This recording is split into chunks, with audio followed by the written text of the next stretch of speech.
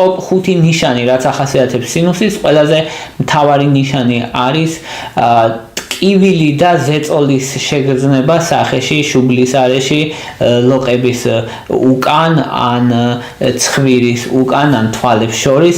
აი ეს ზეწოლის და ტკივილის შეგრძნება 90% შემთხვევაშია თითქმის, ვისაც აქვს სინუსიტი, ანუ თუ ადამიანს სინუსიტი აქვს, მოკლედ სახის ტკივილი აქვს უმეტეს შემთხვევაში, განსაკუთრებით მაშინ, როდესაც წინ გადაიხრება, ადამიანი გრძნობს ზეწოლის წნევის შეგრძნებას.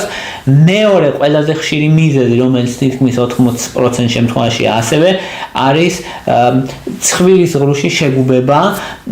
მესამე ყველაზე ხშირი ნიშანი არის ჩამონადენი ცხვირიდან, უმეტესად არის უფრო სქელი, მოყვითალო, მომწვანო, შეიძლება იყოს გამჭვირვალეც თუ ვირუსულია, თუმცა თუ ბაქტერიულია და თუ ქრონიკულია, მით უმეტეს ჩამონადენი არის სქელი, მოყვითალო და მომწვანო ფერის.